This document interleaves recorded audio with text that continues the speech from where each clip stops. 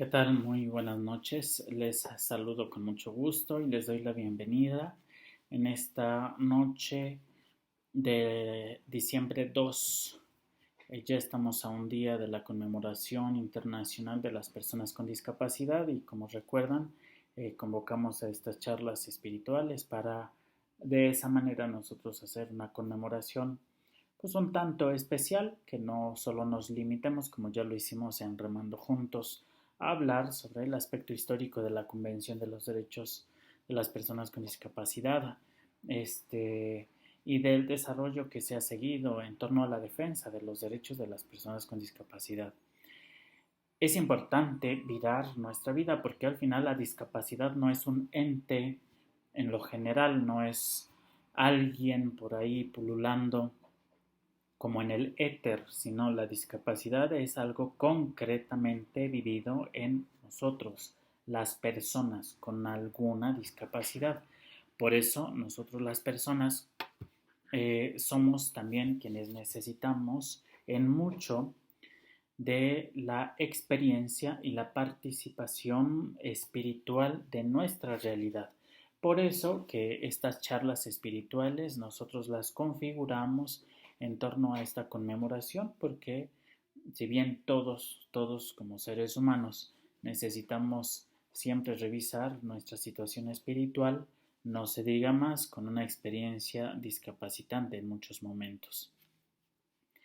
El día de ayer, el día 1 de diciembre, hablábamos sobre el aspecto de la evangelización, el que somos testigos de la palabra divina, de la palabra de Jesús, cómo en torno a la liturgia nos podemos hacer ofrendas agradables, vivas, santas en el altar de Dios en medio de nuestra situación, con nuestra situación, porque el punto importante que tocábamos era nuestros cuerpos se conviertan en oblación viva, en oblación santa y agradable al Padre, y entonces así poder nosotros servirles, servir como misioneros, como propagadores, como promulgadores del reino de los cielos. Hoy quisiera centrar esta charla en torno al aspecto de consagración.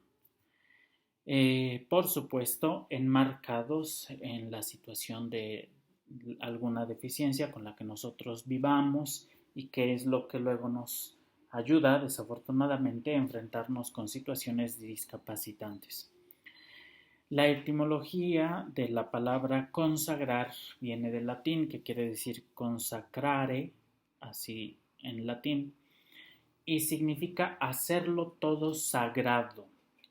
Y lo podemos entender más ubicando dos esferas, vamos a llamarle de esta manera, dos esferas de la realidad. Una esfera terrena, mundana, de la realidad en la que todos vivimos, de todo lo que es tangible, de todo lo que podemos percibir desde nuestro razonamiento, desde nuestra lógica. Y la otra esfera, la esfera de lo divino, que, aunque parece no tangible, no asequible a nuestros sentidos, no significa que no esté. Desde estas dos esferas tenemos que ubicar Dios mismo, el Dios eterno, pertenece, es, crea esta realidad. Su ser es el que pertenece a la esfera de lo divino y todo lo que en torno suyo se puede mover, la esfera divina. Sin embargo, Dios, dice el prólogo del Evangelio de San Juan, nos ha amado tanto, tanto, que nos ha enviado a su Hijo, y entonces viene de la esfera divina a esta esfera terrena, a lo nuestro. Fíjense en esta frase. Cuando Dios ha tomado una naturaleza humana, se ha hecho uno como nosotros y ha entrado así en nuestra historia. Es la comunicación con Dios que comienza a hacerse posible porque Él se ha bajado hasta nosotros en un modo que San Pablo expresa con términos de se anonadó. Eso es lo que San Pablo va a especificar y va a desarrollar de una manera muy bella en la carta a los Filipenses en el segundo capítulo. Se anonadó a sí mismo, haciéndose incluso semejante a nosotros, menos en el pecado. La esfera divina, Dios mismo, como rompiéndose, viene de ahí el Hijo eterno, Jesús el Señor, y se inserta en nuestra existencia, incluso en torno ahora al tiempo en el que ya estamos, al Adviento, a la Navidad. Es muy propio esta lectura de se hizo uno como nosotros, se anonadó a sí mismo, se encarna. Y encarnarse, pues es así tal cual, se hace tal cual humano, un ser humano como nosotros, nacido de una mujer, nacido bajo la ley. Eso es lo que también va a aclararnos en los textos en estos tiempos de Adviento, preparándonos a la Navidad. Nacido de una mujer, nacido bajo la ley, para rescatar a los que estábamos bajo la ley. ¿Cuál es la ley? Es la ley de la esfera terrena, de la esfera mundana. La ley que nos separa de lo divino, lo mundano que nos aleja y que nos había hecho imposible una comunicación con la esfera divina. Y esa imposibilidad se ganó a raíz del pecado. Todos nosotros sabemos seguramente la doctrina del pecado original. En nuestra fe de iglesia es lo que profesamos. Caímos en pecado desde nuestros primeros padres, Adán y Eva, y eso rompió la comunicación con Dios. Dios nos ama tanto que envía a su Hijo Jesucristo para restablecer esa comunicación. Y es más allá de solo comunicar, entablar comunicación, se da a sí mismo, haciéndose semejante a nosotros, anonadándose, muriendo en la cruz, da su vida para rescatarnos. De esa manera es como podemos hacer el primer aterrizaje concreto al que les invito lo podamos realizar. Cristo Jesús, al nacer de una mujer bajo la ley, no implica un nacimiento como mágico, como puede luego llegarse a pensar en medio de nuestra fe. Es un nacimiento, es dar a luz, es parir como se hace normalmente. Y Jesús, el Señor, el poderoso, el eterno, se sujeta a la ley. Las leyes de su tiempo, las situaciones socioeconómicas, las situaciones políticas, el ambiente familiar, las tradiciones familiares. Más allá también se sujeta a lo que humanamente le pertenece a todos nosotros, los seres humanos. Te duele la cabeza, te enfermas, tienes que ir al baño, tienes que protegerte del frío porque si no te enfermas, tienes que hacer ejercicio, se tiene que establecer él en un trabajo, tiene que ir a la escuela y aprender. Todas esas situaciones las vive Jesús, sin duda, porque es hombre como todos nosotros, es un ser humano como todos nosotros. Podríamos de ahí sacar el contexto de cómo Dios nos entenderá y nos ayudará en las situaciones en las que la discapacidad puede pesar, puede hacerse no agradable. Si Cristo el Señor se ha sujetado a la ley del ser humano, de la humanidad, por eso, ¿se acuerdan que dice en una parte en el Evangelio de San Mateo? Los ve como ovejas sin pastor, nos ve descarriados, nos ve descarrilados, nos ve perdidos, sin nadie que nos enseñe, sin nadie que nos guíe, alguien que nos diga, por aquí es el camino correcto, no vayan por acá. Cristo el Señor nos enseña.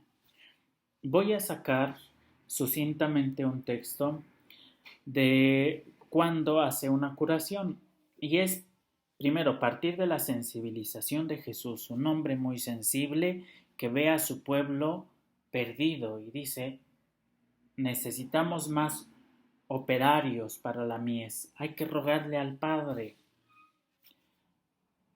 Cuando se encuentra al ciego de nacimiento, lo primero que podríamos pensar, incluso en el contexto en el que Jesús está desarrollándose, pues es que le va a curar, le va a quitar eh, la imposibilidad de ver. Y no, ese, como en otros momentos, Jesús dice: te perdono tus pecados. Y si ahí se hubiera quedado el desarrollo de la experiencia, podríamos nosotros pensar: híjole, pero pues lo que un ciego necesita es ver. Esa es nuestra percepción, esa es nuestra visión, perdón por usar esta expresión. Lo que Jesús ve, porque es Dios, es otra realidad. Y esa realidad es: ¿qué necesita esta persona ciega? ¿Que vea? ¿Es lo más urgente? ¿Es lo primordial? No. Jesús sabe que esa persona necesita salvación, como esa persona ciega y como todas las personas que no son ciegas, como todo el resto de los demás. Esa es la razón de Cristo anonadarse, salvarnos. ¿De qué le hubiera servido entonces si este ciego se le hubiera quitado esa imposibilidad de ver, y si no se le hubiera perdonado los pecados? No podríamos decir: híjole, ¿cómo sabemos de sus pecados? No lo necesitamos saber. Si Jesús le está diciendo: te perdono tus pecados, es porque Jesús sabe que es necesario, que es urgente, que es primordial. ¿Jesús viene a dar la vista a todos los ciegos? No. La razón de ser del Salvador es salvarnos del pecado. Y el ciego necesitaba salvación, por eso el primer don, la primera gracia que Dios le da es el perdón de los pecados. Ubiquemos al relato de la Magdalena, que popularmente también conocemos. La quieren lapidar porque la cacharon infraganti en ese pecado grave.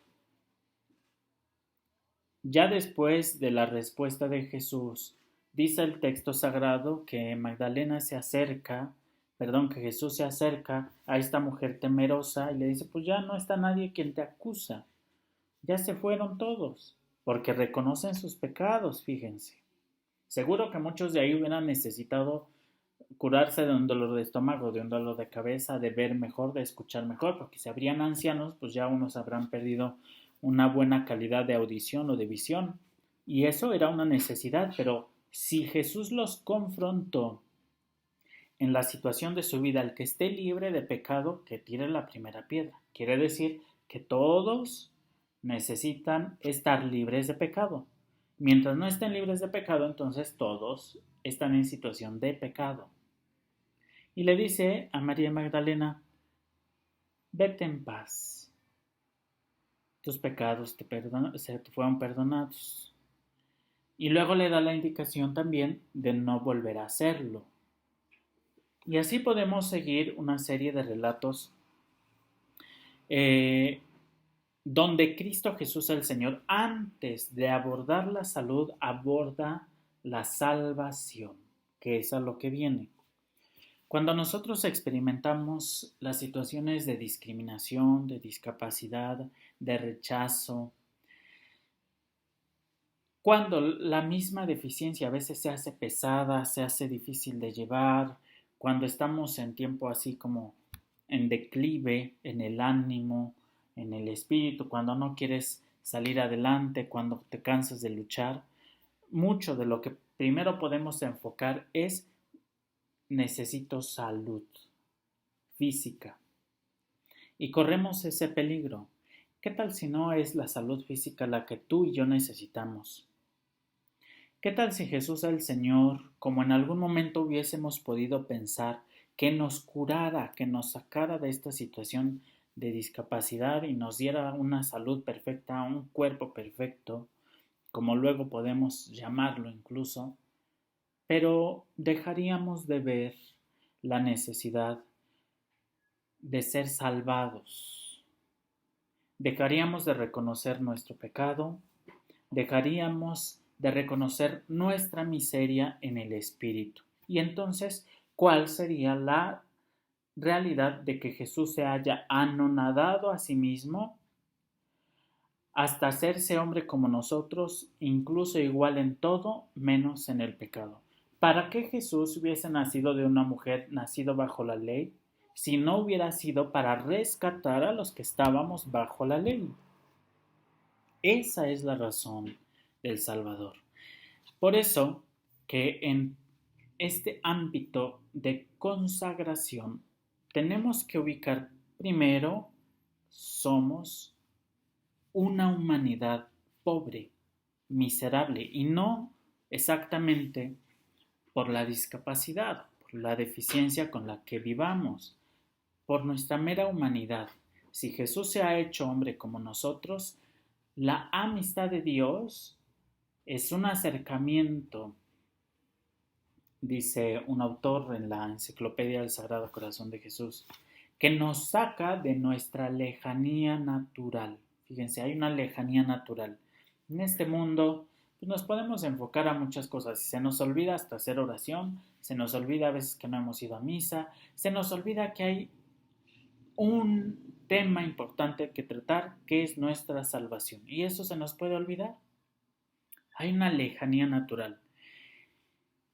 Y viene aquí muy a cuenta la frase de San Pablo también a los Efesios en el capítulo 2. Ahora, por Cristo Jesús, los que en un tiempo estaban lejos han sido acercados por la sangre de Cristo. Eso da a entender que los que se reconocen alejados, al mismo tiempo, están necesitando de estar cercanos, de ubicar una cercanía, de romper esa lejanía que se ha establecido por cada uno de nosotros y acercarse a Dios. Entonces, un concepto no es el único, un concepto con el que podemos asumir la consagración de hacer todo sagrado, tiene que ver con un proceso natural de pasar de la esfera terrena, de la esfera mundana, a la esfera divina. Y ese proceso se realiza solamente en los que reconocen una distancia con Dios, quieren romper esa distancia con Dios, aceptan la presencia de Cristo Jesús el Señor y se integran entonces a su familia, a la iglesia. En la iglesia es donde se aterrizan las gracias, las bendiciones, los dones de Dios, porque es el ámbito en el que Jesús opera, actúa. De ahí que en torno a que la iglesia se debe acercar o se debe congregar en torno a la palabra divina, Cristo Jesús el Señor, y nunca olvidar que se anonadó haciéndose hombre como nosotros. Si nosotros queremos consagrarnos en nuestra pobre humanidad y no exactamente por el ámbito de la discapacidad, sino porque es ahí donde hay una participación de la gracia. Dios rompe la esfera divina para salir y llegar a la esfera humana. Quien quiera aceptarlo tiene que entrar en esa esfera de comunicación. La realidad de la discapacidad, lejos de separarnos de Dios, tendría que saber acercarnos siempre, porque es una manera de reconocer nuestra pobreza, por los dolores físicos, también por la deficiencia con la que estemos viviendo, y eso nos tiene que botar el deseo de no querer tener esta situación en la vida eterna. de esperar, de desear la gloria del cielo y también de renunciar a lo que sí podemos renunciar en esta realidad terrena. Es decir, antes de darle importancia a la deficiencia con la que podamos vivir, tendríamos que darle importancia a la necesidad de salvación que sin duda vamos a tener. Siempre vamos a tener. Somos de la familia de Dios, queremos estar en la familia de Dios y por ello siempre es importante decirle Padre. Si le dices Padre, como Cristo Jesús nos enseñó, quiere decir que tú te haces de su familia. Deseemos, busquemos, anhelemos y cuidemos la salvación que Dios nos trae en nuestra propia existencia. Eso debe ser lo primero a cuidar. Voy a estar atento para que podamos responder algunas preguntas o contestar algunos comentarios también. Muchas gracias. Mañana, 3 de diciembre, nos vemos a las 9 de la noche. Gracias.